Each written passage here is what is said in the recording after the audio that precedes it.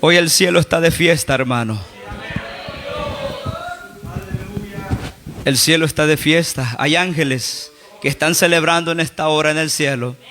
Bendito sea el nombre de Cristo. Aleluya, santo es el nombre de Jesús de Nazaret. Aleluya. Levantan las manos aquellos que han reconciliado con el Señor en esta noche. Aleluya, gloria a Dios. ¿Cuántos le dan palmas al Señor? Aleluya, gloria al Señor, gloria al Señor. Aleluya, aleluya. Bendito sea el nombre de Dios. Qué precioso momento, hermano. Qué precioso momento. Gloria al Señor. Aleluya. Y por los que no se reconciliaron, pues vamos a seguir clamando al Señor, hermanos. Esto es en el tiempo de Dios.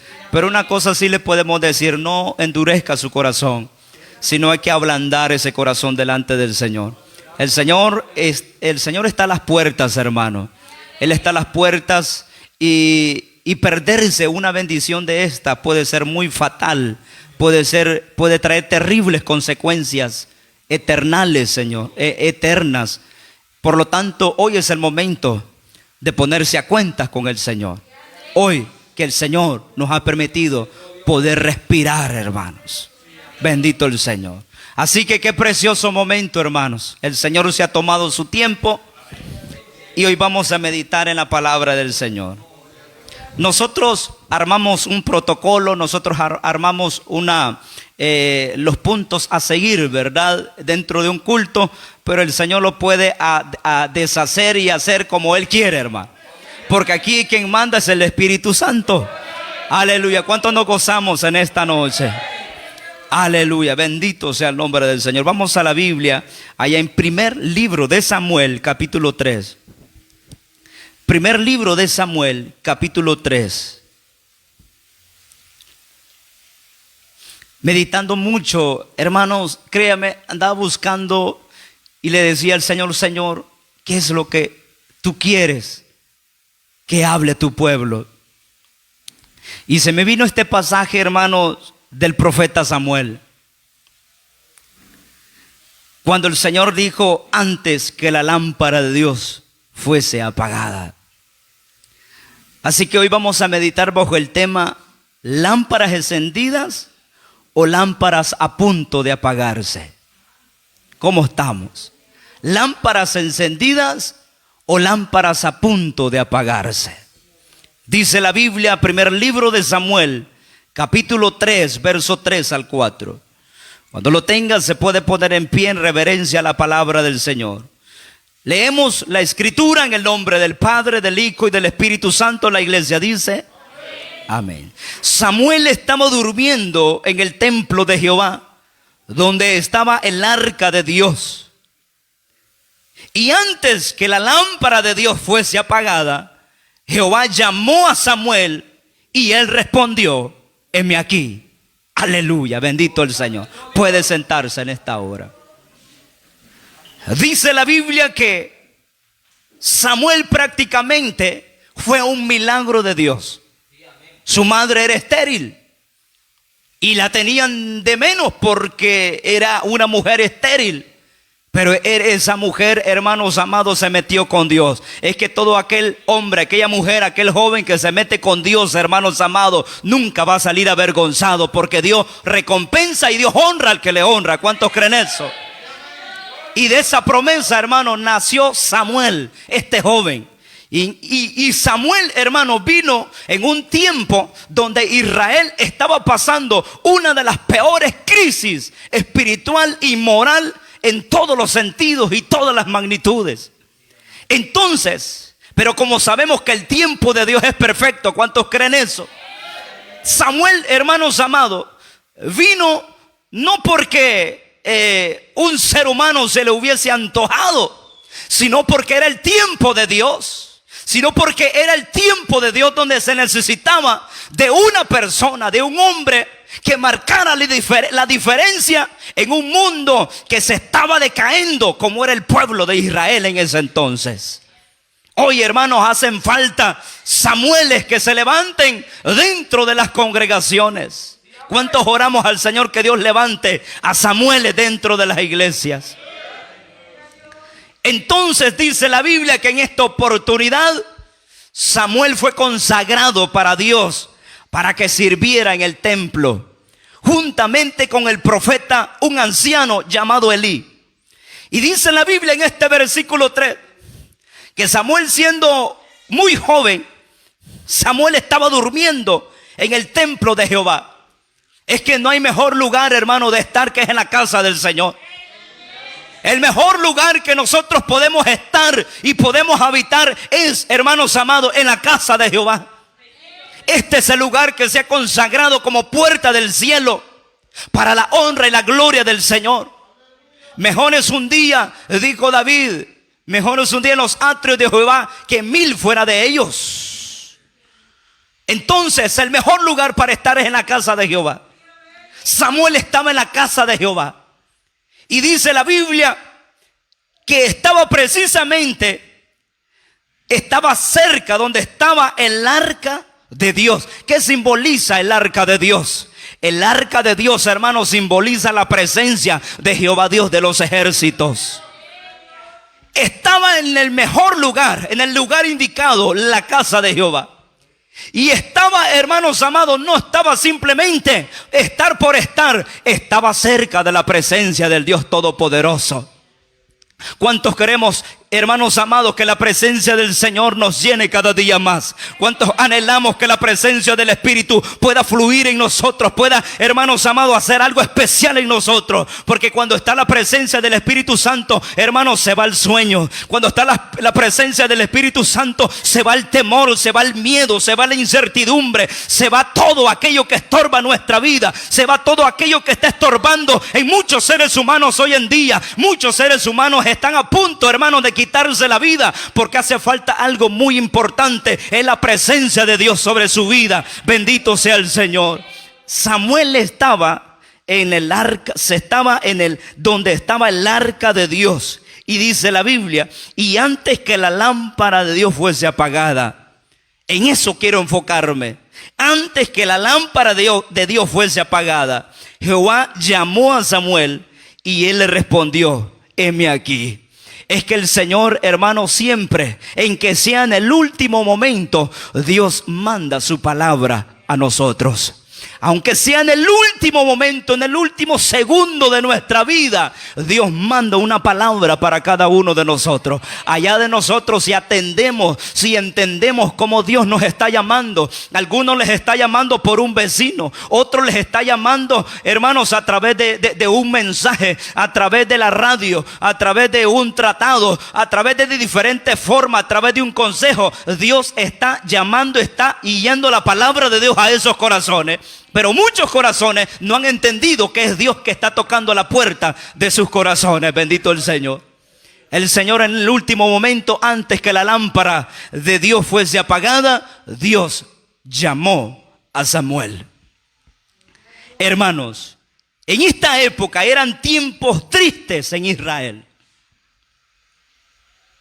Había, hermanos, caído un tiempo oscuro sobre el pueblo de Israel. Había pasado una época de los jueces, en ese momento muy, pero muy triste, muy lamentable. Se había cumplido un ciclo que se le conoce como el ciclo de la apostasía. El pueblo había caído en una decadencia moral y espiritual. Ya no se oían las voces de los grandes siervos de Dios del pasado. Moisés y Josué eran parte de una simple historia pasada nada más dentro del pueblo. La ley de Dios para ellos era un recuerdo anticuado para ellos. Jehová ya no era escuchado en esos tiempos oscuros. El sacerdocio y la santidad simplemente estaba en vías de extinción en ese momento. El periodo de los jueces fue un tiempo oscuro donde la historia del pueblo de Dios, hermano, pues el desconocimiento y la falta de interés en la palabra de Dios llevó al pueblo a hacer lo que bien le parecía. Fueron ingobernables esa nación. Hermanos, cuando alguien se desenfoca de la palabra de Dios, Cuando alguien no presta oído, no presta atención a la palabra de Jehová, le aseguro, hermanos amados, que no, hermanos, no, que tarde que temprano se va a enfrentar a la justicia de Dios, porque Dios no puede ser burlado. La palabra de Dios no regresa vacía. Siempre el Señor manda, hermanos, su palabra a tiempo, porque Dios tiene propósito para cada uno de nosotros. Dios mandó palabra al pueblo de Israel, pero el pueblo hizo oídos sordos. Fueron ingobernables, hacían lo que bien les parecía. El profeta Isaías bien profetizó, hermanos amados, en inspiración del Espíritu Santo. Había recibido palabra de Jehová. Y dice en su capítulo 1 y versículo 2 de Isaías: oíd cielo y escucha tu tierra, porque habla Jehová. Crié hijos y los engrandecí, y ellos se rebelaron contra mí. El buey conoce a su dueño, y el asno el pesebre de su señor. Israel no entiende, mi pueblo no tiene conocimiento. Oh gente pecadora, pueblo cargado de maldad, generación de malignos, hijos depravados, dejaron a Jehová, provocaron a ira al Santo de Israel, se volvieron atrás. ¿Por qué querréis ser castigados aún? ¿Todavía os rebelaréis? Toda cabeza está enferma y todo corazón doliente. Oiga, hermanos, la palabra de Jehová para este pueblo. Era un pueblo depravado, dice la Biblia. Era un pueblo descarriado. Era un pueblo, hermanos, que no se dejaban gobernar por la palabra de Dios. Habían escuchado la palabra de Dios, pero toda su cabeza, dice la Biblia, estaba enferma. Todo corazón estaba doliente. Se volvieron atrás, fueron depravados, gente pecadora, pueblo cargado de maldad. Hermanos amados, cuánta gente, hermanos, está escuchando la palabra de Dios y está haciendo oídos sordos a esta palabra bendita. Un día, hermanos amados, se van a enfrentar a la justicia del Dios Todopoderoso. Y se van a dar cuenta que esa palabra que escucharon no fueron simplemente palabras de un hombre terrenal en esta tierra, sino que Dios usando al ser humano para que el hombre venga al arrepentimiento. Por eso el Señor, y por eso estamos aquí anunciando esta palabra: escape por su vida, hoy que hay tiempo. Escapemos, que hoy que hay tiempo, mañana puede ser demasiado tarde. Qué tremendo cómo el Señor le compara al pueblo y dice que el buey conoce a su dueño y el asno el pesebre de su señor, pero Israel no entiende, mi pueblo no tiene conocimiento. Qué tremendo es, hermano, cuando el corazón está endurecido. Qué tremendo es cuando el corazón está cauterizado por tanto pecado, por tanta maldad, que tal vez entra por sus oídos, entra por la vista, y cuántas cosas, hermanos, que hay cargado en el corazón. Dice el Señor, mi pueblo, dice el Señor, no entiende, mi pueblo no tiene conocimiento. Dentro de este tiempo, del marco histórico de los textos del primer libro de Samuel y su capítulo 3, estamos hablando de la época de los jueces. En ese tiempo se levantó un sacerdocio corrupto. Oiga, hermanos, qué lamentable, qué triste. En ese tiempo se levantó un sacerdocio corrupto que se demostró, hermano, en toda su magnitud a través de Elí y sus hijos, Ofni y Finés. Estos, hermanos amados, pervirtieron la santidad del tabernáculo, robando las ofrendas y profanando la santidad de la casa de Dios con actos inmorales. Oiga, hasta qué barbarie habían caído el pueblo de Israel, más bien sus sacerdotes. Y además de eso, hermano, por si eso fuera poco, el sacerdote Elí, un anciano cuya responsabilidad como sacerdote era velar por el orden y la santidad de la casa de Jehová, y en toda la nación no hacía nada por corregirlo. Hermanos amados, esto lo podemos comparar, ya sea, hermanos, en un pueblo en general o en la vida particular de cada uno de nosotros. Descuidar el sacerdocio de Dios en nosotros es peligrosísimo en nuestra vida. hermano, descuidar el sacerdocio en su vida. Cada uno de nosotros tenemos un sacerdocio que Dios nos ha dado a cada uno de nosotros. Cada uno de nosotros somos un sacerdocio. Aquellos que decimos que somos cristianos, usted es un sacerdote, nosotros somos un sacerdote y somos responsables delante de Dios. Elí había descuidado su sacerdocio, había corrompido su sacerdocio.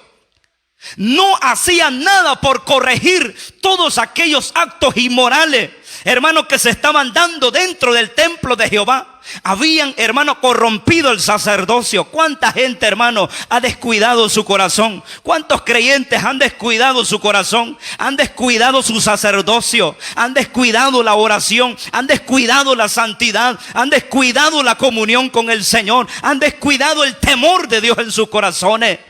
Ese es un sacerdocio que está yéndose a la quiebra. Elí, hermanos, un sacerdocio corrupto, hermanos amados, no es solo aquel que comete actos inmorales, sino también aquel que guarda un silencio deliberado y culposo ante Dios.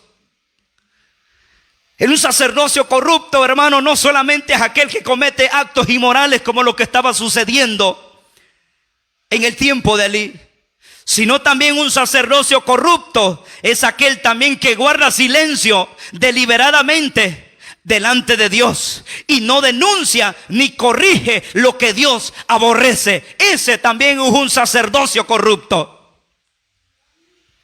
Tanto el que permite como el que calla. Tanto aquel que ve y no hace nada también es cómplice, porque Dios no va a pasar por inocente al que es culpable. No solamente, hermanos, es un sacerdocio corrupto aquellos cuando se ven a la vista actos que verdaderamente son pecado delante de Dios, sino también es corrupción en el sacerdocio cuando se ve y callamos y no decimos nada. Eso también es culpable delante de Dios. Y eso lo podemos nosotros comparar tanto a nivel general como personal. Le decía, cada uno de nosotros hemos sido llamados por el Señor y tenemos un sacerdocio que Dios nos ha dado. Y ese sacerdocio hay que cuidarlo, hermanos amados.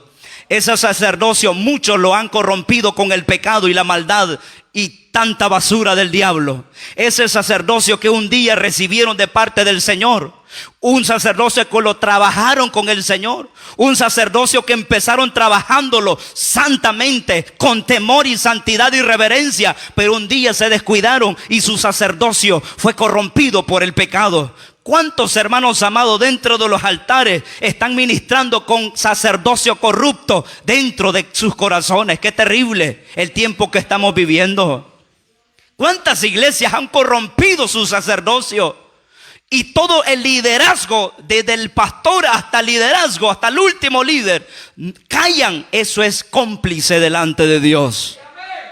Por lo tanto, hermanos, un sacerdocio corrupto no es solo aquel que comete actos inmorales, como lo que sucedía en el tiempo de Elí, sino también aquel que guarda un silencio deliberado y culposo delante de Dios y no denuncia ni corrige lo que Dios aborrece.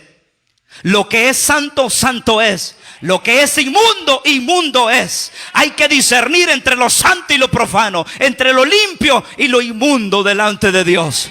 No llamemos, hermanos, santidad cuando realmente aquello Dios lo está aborreciendo. No podemos, escuche esto por favor, no podemos condenar lo que Dios perdona. Hay que tener muchísimo cuidado. No podemos condenar lo que Dios perdona, ni perdonar lo que Dios condena. No podemos condenar lo que Dios perdona. Hay, hermanos, hay áreas en las cuales no nos compete a nosotros juzgar. Es al Eterno. Pero también no nos vayamos allí a que vamos a escudarnos del pecado y estar jugando con el pecado. Pero también no hay que perdonar lo que Dios condena.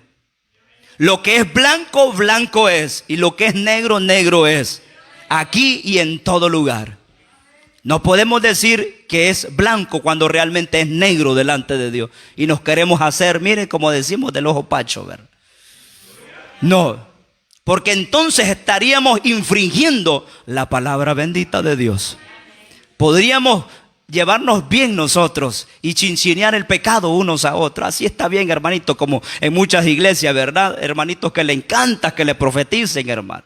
Y llega la profeta, la famosa profeta o el profeta, y se da unos cuantos zapatazos y le dice: así dice el santo que estás bien. Y viviendo, hermanos, en pecado. No, hermano, eso no es así. ¿Sabe qué hizo el profeta Elí con esos profetas? ¿Qué hizo Elí con los profetas de Baal? Elías, el profeta Elías, les voló la cabeza, hermano. Y aunque fue perseguido, porque el diablo se levanta con fuerza, hermano. Pero, hermanos amados, Ezequiel capítulo 33, el profeta Ezequiel dice que el deber de la atalaya es anunciar. Dar el anuncio de advertencia y no callarlo. Esa es la labor de la atalaya. En esta oportunidad, hermano, por eso estamos haciendo, hermano, en esta hora, predicando esta palabra del Señor, anunciando su palabra en este lugar, anunciando lo que Dios le agrada y lo que Dios no le agrada. Eso estamos haciendo en este lugar.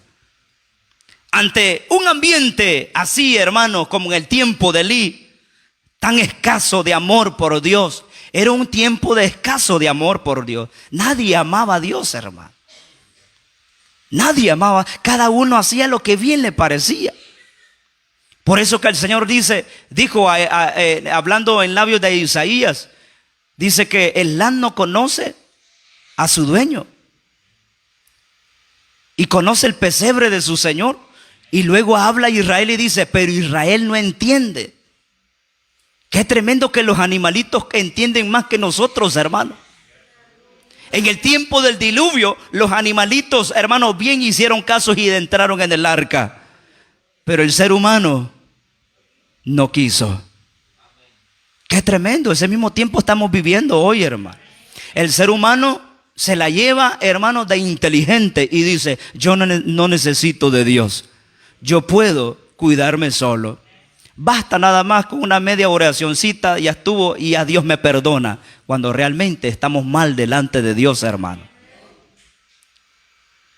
Entonces, ante ese ambiente así del tiempo de Elí, tan escaso de amor por Dios, había algo que se avecinaba sobre ellos.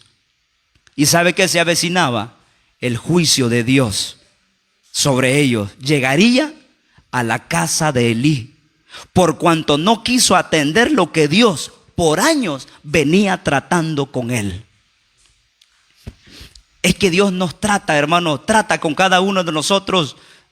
Esto no es de un par de días, hermano. El Señor viene tratando de nosotros de años. El Señor nos ha hablado por sueño. El Señor les ha hablado por consejo. Quizás hasta un impío ha usado el Señor para hablarlos. Hasta un bolo quizás el Señor ha usado para hablar, hermano. ¿Sí? ¿O no cree usted que Dios puede usar un bolo para hablarnos? Si usó también a un burro, a un asno. El Señor hizo hablar al el asno para hablar al profeta. El Señor puede usar los medios que Él quiere usar para hablarnos y hacernos entender. Allá usted y yo, hermanos, si queremos hacer caso y obedecer al Señor.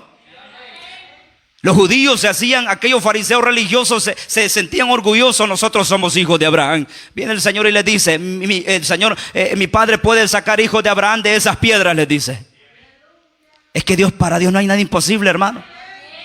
Los que perdemos somos nosotros. Los que no queremos salir del cajón somos nosotros, hermanos. Dios no pierde. Dios es eterno, es el mismo de ayer, de hoy y por los siglos.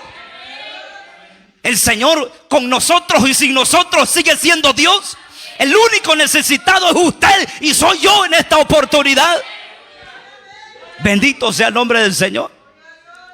La lámpara de Dios se estaba apagando. ¿Cuánto le podemos decir a nuestro vecino que tenemos a la par? Tengamos cuidado que no se nos apague la lámpara. Dígale a su hermano: tengamos cuidado, hermano, que no se nos apague la lámpara. Bendito sea el nombre del Señor. Yo creo que alguno ya a punto está de apagarse esa lámpara, hermano. Algunos que ya ni humo echan.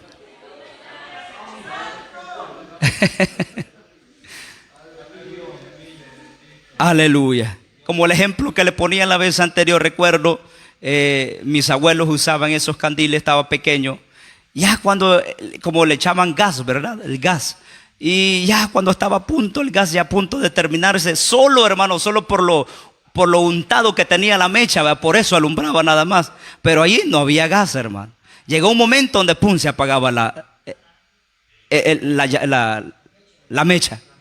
¿Sí? No permitamos, hermanos, que se nos apague la lámpara. Hoy hemos venido, hermanos, a llenar nuestras lámparas con aceite del Espíritu. ¿Cuánto hemos venido a llenar nuestras lámparas con el poder del Espíritu Santo en esta hora?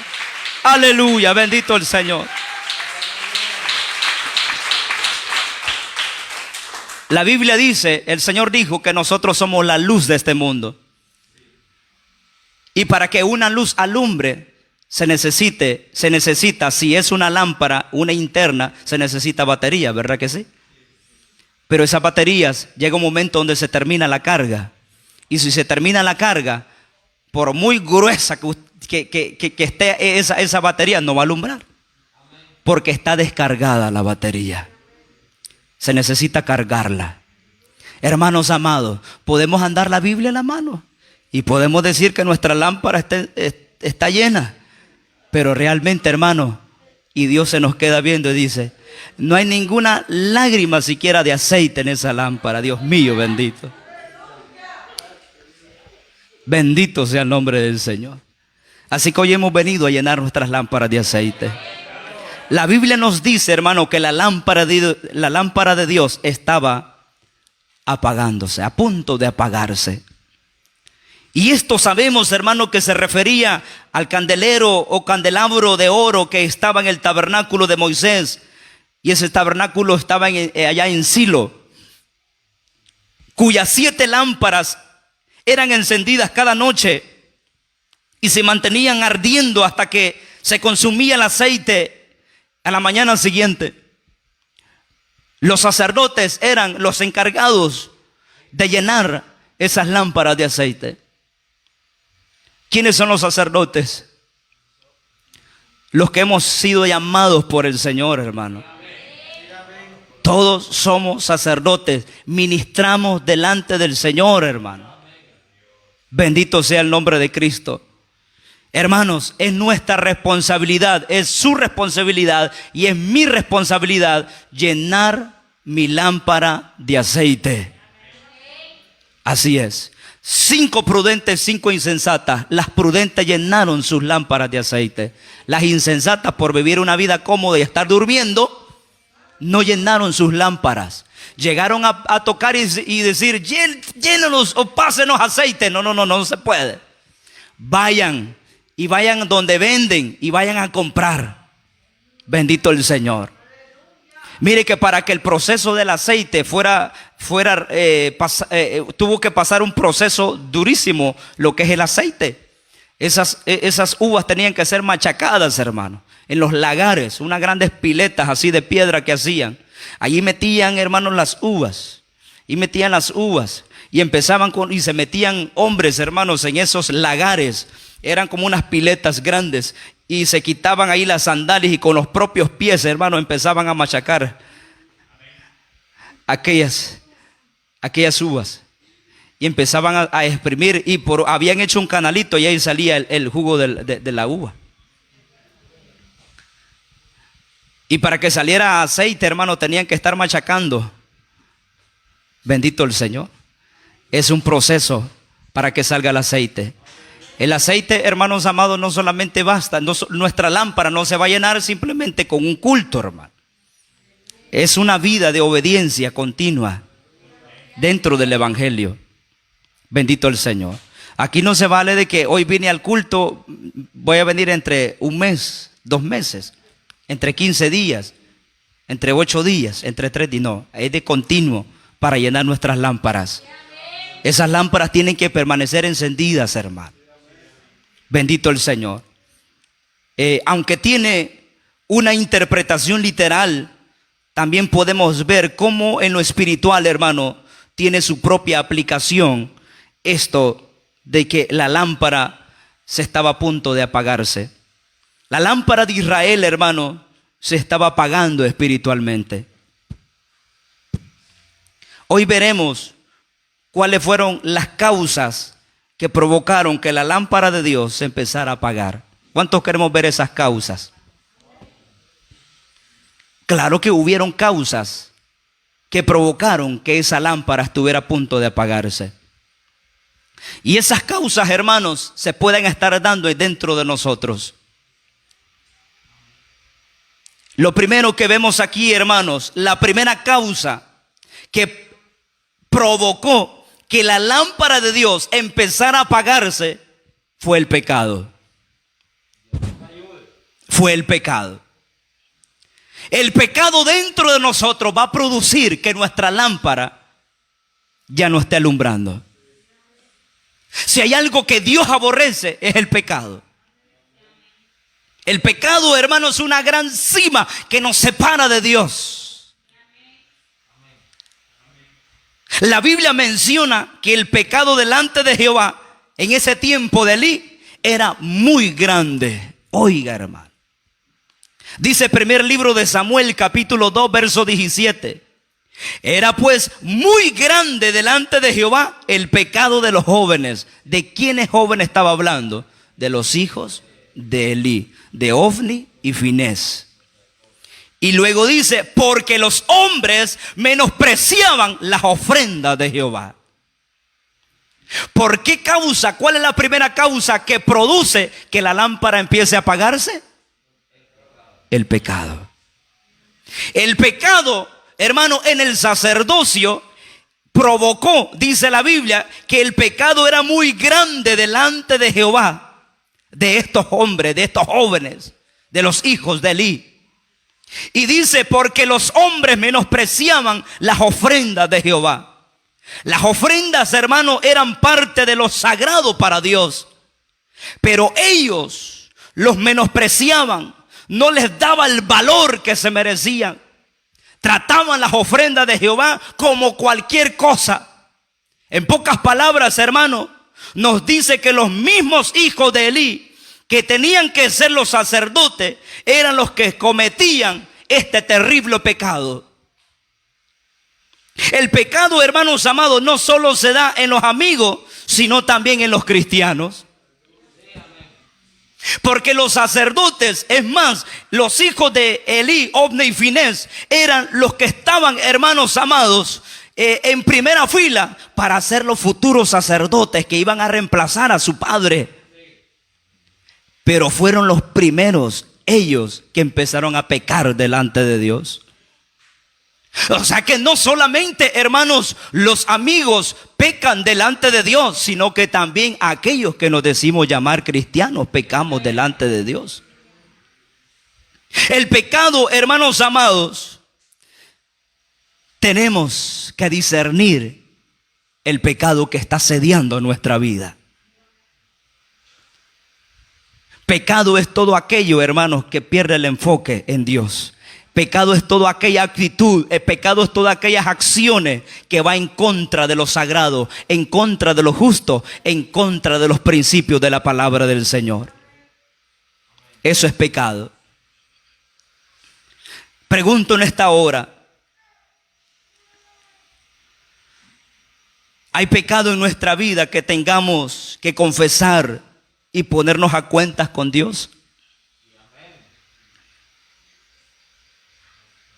Habrá pecado en nosotros, hermanos, que tenemos que confesarlo delante de Dios y ponernos a cuentas con Dios. Ahí donde usted, contéstese allí solito, solita, hermano.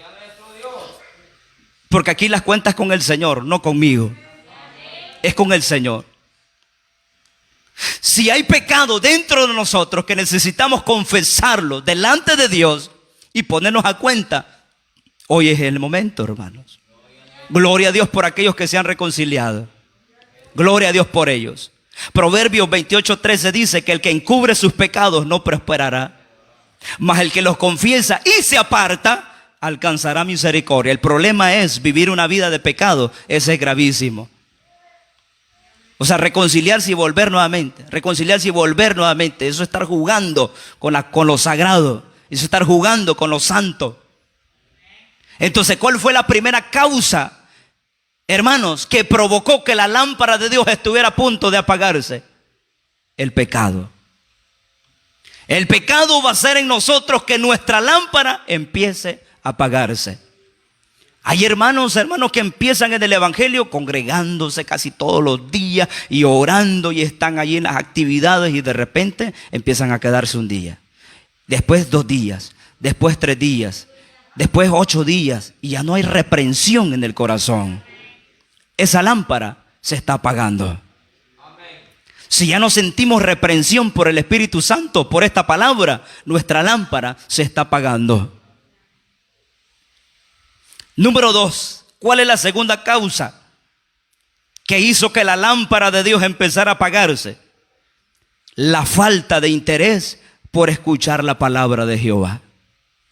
Dice la Biblia en el primer libro de Samuel, capítulo 3, verso 1. El joven Samuel ministraba a Jehová en presencia de Elí, y la palabra de Jehová escaseaba en aquellos días. ¿Por qué cree que escaseaba la palabra de Jehová en aquellos días? Es que no había nadie, absolutamente nadie, que se interesara por escuchar la voz de Dios. Qué triste y qué lamentable fuera, hermanos, si nosotros no estuviéramos interesados en escuchar la voz de Dios. Si la voz de Dios es lo que cambia todo en nosotros. Cuando no hay nadie que se interese por la palabra de Jehová, la visión se escasea. Se pierde la visión, se pierde el interés, se pierde el amor, se pierde el deseo, se pierde la devoción, se pierde la adoración, se pierde todo, hermano. Se pierde el gozo, se pierde todo. La voz de Dios es la que produce vida y la que produce visión espiritual en nosotros. Si no, hermanos, no hay palabra de Jehová en nosotros, no hay vida en nosotros y no hay visión en nosotros. Pero esta palabra es lo que cambia todo en nosotros. Dijo el Señor, hermanos amados, en Juan capítulo 6, verso 63. El Espíritu es el que da vida. La carne para nada aprovecha, mas las palabras que yo os he hablado son espíritu y son vida, dijo Jesús. Quien da vida al ser humano es la palabra de Dios en nuestros corazones. La palabra de Dios es la que da vida a los muertos. La palabra de Jehová es lo que produjo vida en el valle de los huesos secos en el tiempo de Ezequiel. Sin palabra de Jehová, si no tenemos interés por esta palabra, significa que estamos muertos espiritualmente. La voz de Dios es la que produce vida y la que produce visión espiritual. El profeta Amós dijo en su capítulo 3, verso 8: si el león ruge, ¿quién no temerá? Si habla Jehová el Señor, ¿quién no profetizará? ¿Cómo está la palabra de Dios en nuestra vida, hermanos? ¿Abundante o está escaseando? En el tiempo de Elí, la palabra se estaba escaseando. Nadie se interesaba por escuchar la voz de Dios. En nosotros, pregunto, ¿está abundando la palabra o se está escaseando la palabra en nosotros? Miren, si hay cristianos, hermanos, que se aprenden de los chistes y de cuánta cosa, hermano. Las hermanitas de las novelas, bueno, no sé si aquí alguien ve novelas, ¿verdad? Y hermano, y se aprenden de memoria todo, hermano, hasta los anuncios que salen en la televisión, de memoria, hermano. Pero vaya a haber un texto bíblico de memoria, hermano. No hay ninguno. En el tiempo de Elí, la palabra de Jehová se había escaseado. No había nadie que se interesaba por escuchar la voz de Dios. Hermanos, si la palabra que dijo Cristo, las palabras que yo les he hablado son espíritu y son vida, si no estamos interesados en estas palabras, entonces, hermanos, podríamos estar muertos espiritualmente. Pregunto en esta hora, ¿cómo está la palabra de Dios en nosotros? ¿Está abundando o está escaseando como en aquellos tiempos? Número 3. ¿Cuál es la tercera causa que provocó que esa lámpara se empezara a apagarse? Dice también que no había visión con frecuencia. Se había escaseado la palabra y no había visión con frecuencia, dice el versículo 1, la última parte. Esto también, hermanos amados, nos habla también, podríamos asemejarlo como los dones espirituales. Cuando la lámpara se está quedando sin aceite, también los dones, hermanos amados, se empiezan a escasear. Si el Espíritu Santo es lo que produce, hermanos, los dones espirituales, si no hay visión, si no hay relación con el Espíritu Santo, también toda la virtud de Dios se va a escasear, hermano. Se estaba escaseando la palabra y dice la Biblia que no había visión con frecuencia. Ya no hay gente, hermano, que llore por un don en particular.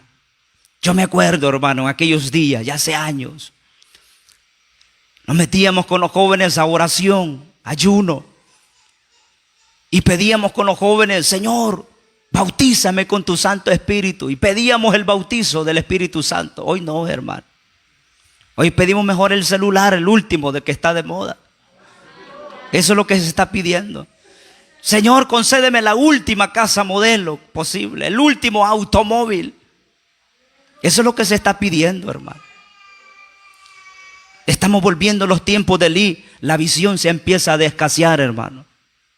No hay nadie que se interese ya por la virtud del Espíritu Santo. Todo lo queremos hacer carnalmente. Esto no es comida ni bebida. Hay que tener temor delante de Dios, hermano. Hermanos, empecemos a pedirle a Dios las cosas que verdaderamente son prioridades para nosotros. El materialismo recalcitrante que estamos viendo hoy en los últimos tiempos, eso está consumiendo a la iglesia. Mire, yo sé cuando yo pasé un periodo con mi esposa, que mi hija estaba recién nacida, gateaba a mi hija. Pasé un periodo de escasez de 3 años, hermano. De 3 años, hermano. Un periodo de escasez que yo le digo que allí tenemos unas fotografías con mi esposa que nos tomamos en ese entonces. Hermano, si yo coloqué muy buchito, decimos, ¿verdad? Aquí. Hoy tengo un poquito más de carnita. En ese tiempo, hermano, dábamos lástima. Pero Dios estaba probando nuestra fe. Yo le decía a mi esposa, hay prioridades en nuestra oración.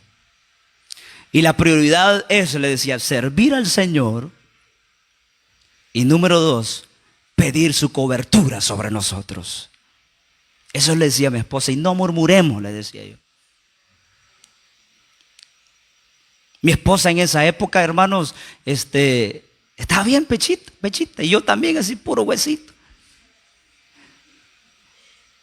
Pero nunca, hermano, nos quejamos con Dios y le decimos, Señor, ¿y por qué? ¿Y por qué? No, hermano. Habían prioridades en nosotros, en nuestras oraciones. Y las prioridades era Dios en nosotros, hermano. Es que si Dios está con nosotros, ¿quién contra nosotros? ¿Sí?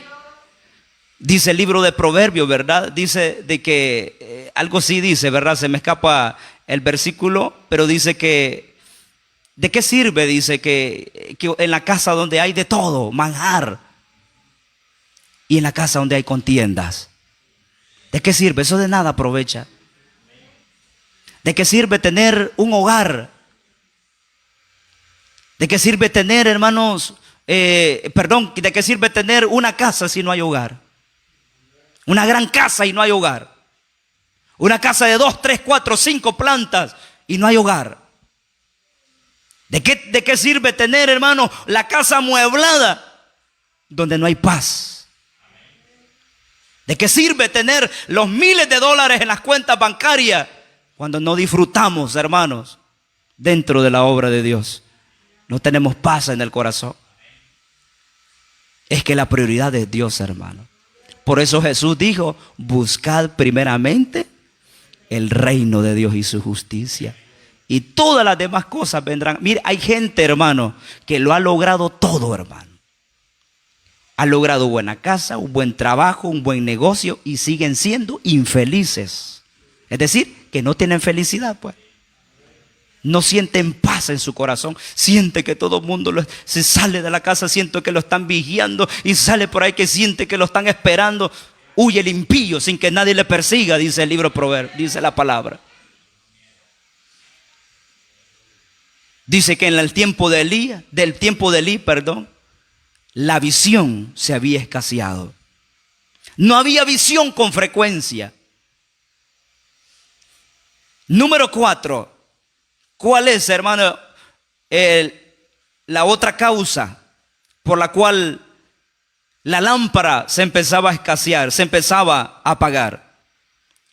Es cuando la presencia de Dios se va por completo. Cuando ya, hermanos, hemos contristado el Espíritu Santo, podemos brincar, podemos hacer cuanta cosa, hermano. Y si no está el Espíritu Santo, lo hemos perdido todo. Dice el primer libro de Samuel, capítulo 4, versículo 11. Nos dice que y el arca de Dios fue tomada, y muertos los 2 hijos de Elí, Ofni y Finés. Dice que el arca de Dios fue tomada, la robaron.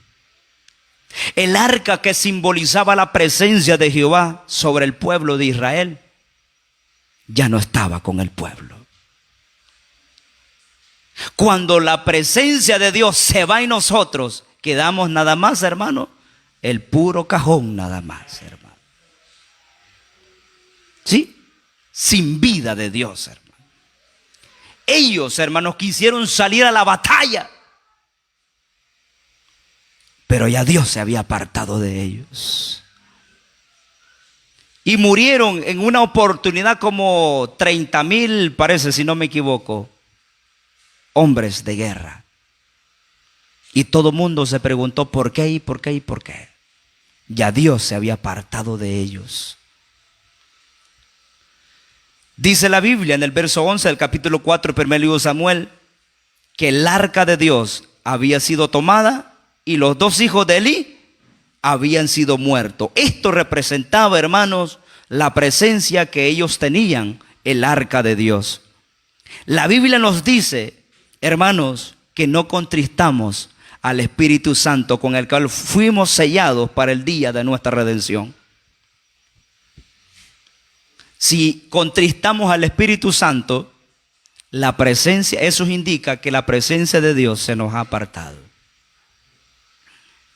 Es interesante, hermano, cuando David peca delante de Dios con el pecado con Betsabé. Y dice la Biblia allá en el Salmo 51 que la oración de David fue al Señor diciéndole, Señor, le dice, no quites tu Santo Espíritu de mí y no me alejes de tu presencia. Eso fue lo primero que pidió David cuando pecó delante de los ojos de Dios, un pecado de adulterio y de asesinato. Lo primero que pidió David a Dios fue, Señor, no quites tu Santo Espíritu de mí y no me alejes de tu presencia. David sabía que sin la presencia de Dios estaba acabado completamente, hermano. David sabía que sin la presencia del Espíritu de Jehová de nada le servía habitar en el palacio en Israel. David sabía que sin el Espíritu de Jehová de nada le servía tener un gran ejército de guerra, si al fin y al cabo era Dios quien daba la victoria. Hermanos amados, algo que va a producir que nuestra lámpara espiritual empiece a apagarse es cuando hemos contristado el Espíritu Santo de Dios. Y cuando nosotros hemos contristado el Espíritu Santo, hermanos, mire, nada nos sale bien, hermano. Hacemos unas cosas aquí, nos sale mal. Hacemos otra aquí, nos sale mal. Y aquí, y allá, y allá. Nada nos sale bien. Es momento cuando mire esas cosas, cuando esas cosas están yendo de mal en peor, de mal en peor, de mal en peor. Mire, hay cosas en las cuales que Dios está probando. Pero hay otras cosas donde hay que, mire, pararse, hacer un alto, hacer un stop. Y decir, Señor, ¿en qué te estoy fallando? Sí, hay que discernir esto, hermano. Hay que entender cuando Dios está probando la fe. Pero hay que discernir también cuando esto no está bien. Mire, pararse mejor y decir, Señor, ¿en qué te estoy fallando? Háblame, Señor, ¿en qué te estoy fallando?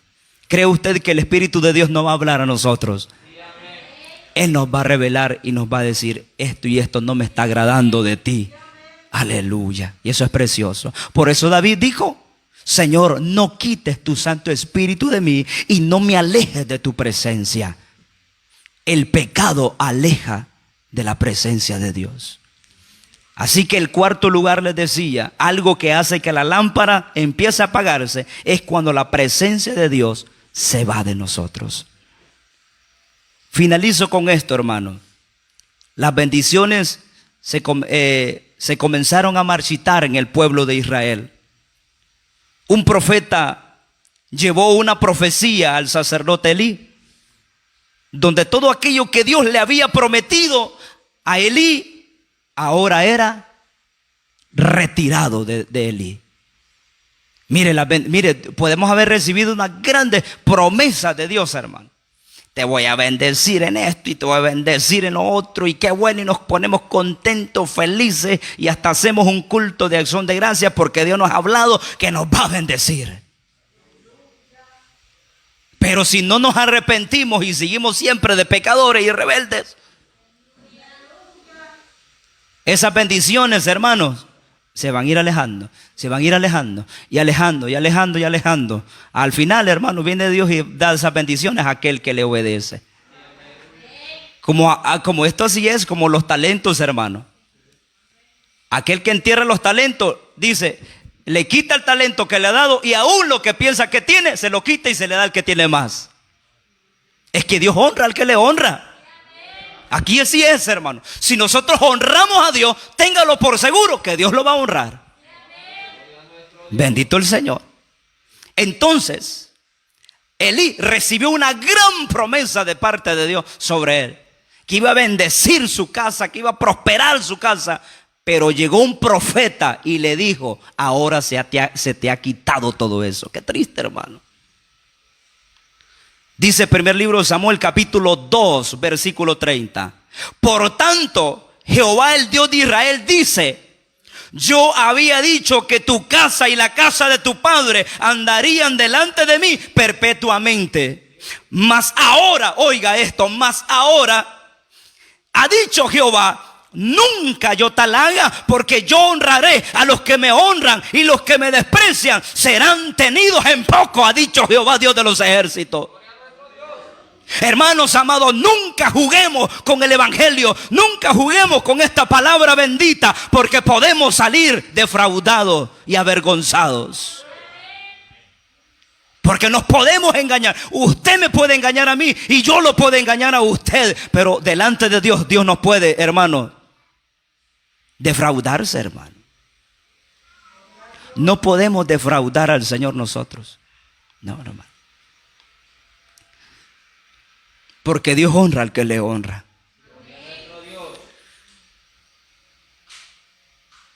Pregunto en esta hora, ¿se han marchitado aquellas cosas que un día fueron bendición para nosotros?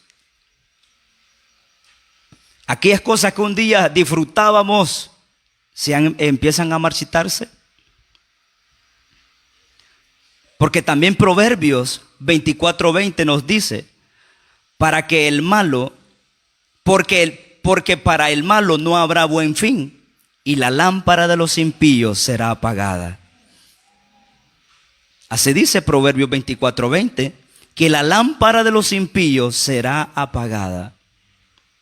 ¿Y quién es el impío? El impío es aquella persona que una vez caminaba piadosamente delante de Dios, pero ahora se ha alejado de Dios. Ese es el impío.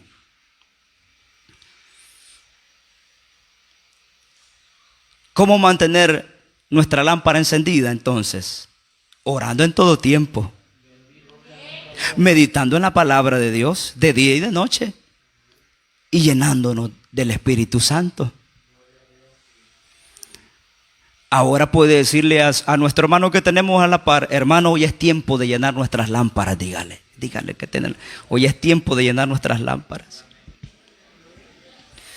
¿Y sabía usted que en el tiempo de los sacerdotes, las lámparas, los candelabros que estaban en el templo, en el tabernáculo, era responsabilidad de los sacerdotes llenar esas lámparas de aceite todos los días? Porque esas lámparas tenían que permanecer encendidas, hermano. Y al siguiente día ya el aceite se empezaba a disminuir y venían los sacerdotes y empezaban a llenar esos candelabros de aceite para que esa lámpara siguiera alumbrando. O sea, hermanos, depende de nosotros llenar nuestras lámparas o que nuestras lámparas se empiecen a apagar. ¿Vamos a permitir que nuestras lámparas se apaguen o vamos a permitir que nuestras lámparas empiecen a encenderse? ¿Qué dice usted? Que nuestras lámparas empiecen a iluminar más y más, porque la senda del justo es como la luz de la aurora que va en aumento hasta que el día es perfecto. Cierre sus ojos. Padre y buen Dios, te damos gracias en esta hora. Mi Dios eterno, gracias por su grande amor y misericordia. Mi Dios amado, te doy gracias por tu grande amor y tu fidelidad para con nosotros, que no nos ha pagado conforme a nuestras iniquidades, ni nos ha pagado conforme a nuestras rebeliones, Señor, ni nos ha pagado conforme a nuestros pecados, porque ha sido fiel para con nosotros, no queriendo que nadie se pierda, sino que todos procedan a un arrepentimiento. Señor, te doy gracias en esta hora, mi Dios. Te pido por tu pueblo, Señor. Te pido que lo bendigas, que lo fortalezcas y que esas lámparas, Señor, empiecen nuevamente a encenderse, Señor amado. Oh mi Cristo, que antes que esa lámpara se apague, esa lámpara vuelva a encenderse, Señor, en esta hora. En el nombre de Jesús de Nazaret, bendiga la vida de tu pueblo, Señor. Bendiga la vida de tu iglesia, Padre, en esta hora. Aleluya, santo. Oh mi Dios eterno, te doy gracias.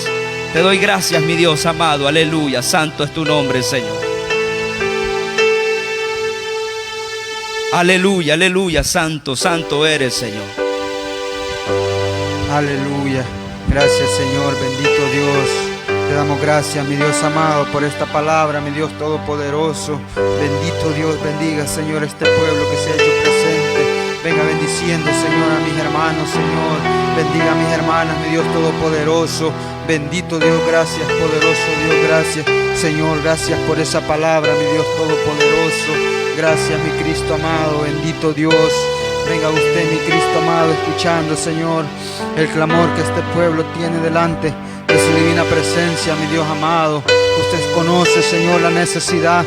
Usted conoce, Señor, la dificultad, el problema, la enfermedad, mi Dios amado. Pero usted puede, Señor, sanar, mi Dios amado. Sabemos, Señor, que para usted no hay nada imposible, mi Dios amado. Bendito Dios, tú eres bueno y grande, Señor. Gracias, poderoso Dios, gracias, Señor. Gracias, mi Cristo amado. Dios les bendiga, hermano. Bueno, vamos a pasar al tiempo de recolectar la ofrenda.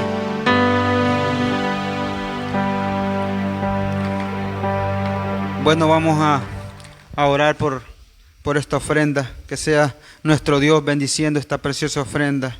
Gracias, mi Dios amado, por esta hermosa ofrenda, mi Dios amado. Venga usted bendiciendo a mis hermanos, Señor, bendiga a mis hermanos, Señor, que van a dar esa ofrenda, mi Dios amado. Venga usted bendiciéndolos, Señor, en sus trabajos, en sus negocios, mi Dios amado. Bendito Dios, tú eres bueno y grande, Señor. Sabemos, Señor, que usted es el dueño de todo, Señor. Usted es el dueño del oro y de la plata, mi Dios amado. Bendito Dios, bendiga, Señor, esta preciosa ofrenda, Señor. Gracias, poderoso Dios, gracias, mi Cristo amado, bendito Dios.